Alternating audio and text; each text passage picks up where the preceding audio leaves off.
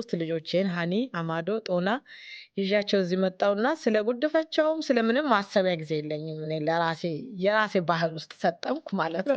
ለመትረፍ አሜሪካ ውስጥ በቃ ይሄንን ሰርቫይቭ ለማድረግ እኔ ገባውና ኢንቨስቲጌሽን እያደረሰ ምንም የማውቀው ነገር የለም እና በዛ መሃል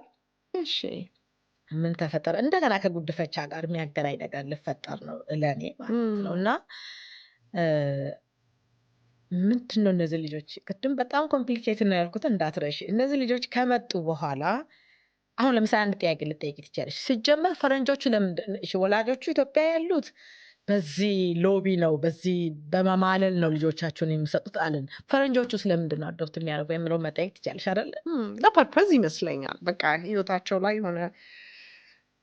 ፐርፐዝ እንዲኖር ወይንም ደግሞ የሆነ አላማ እንዲኖራችሁ ሁሉ ነገር አንዳንዴ ሲሟላ ትፈልጊያለሽ የምትኖሪለት አላማ እኔ እንደዛ ይመስሉኛል ፈረንጆች that's good guys so ፈረንጆቹ ሰዎች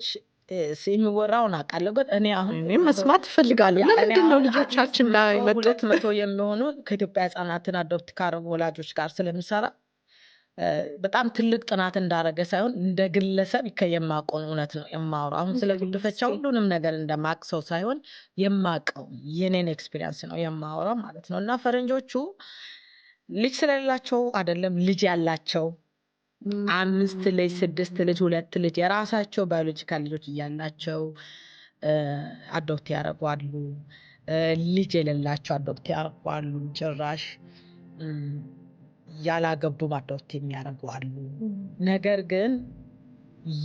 ዋናው ለጉድ ኮዝ ለመልካምነት ነው የሚያረጋው ያ በቃ በጣም ክርስቲያኖች ናቸው ኮል ነው የሚሉት እግዚአብሔር ይሄን እንዳደርግ ጠርቶኛል እና በጣም ሀብታሞች አይደለም አሁን ብዙ ሰው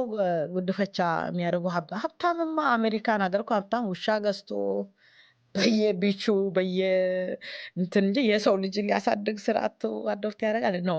አይደሉም ኖ ሀብታም ልጅ አዶፕት ያደርግ ምናልባት አንጀሊና I can't say that ግን እኔ የማውቃቸው ሀብታሞች አይደሉም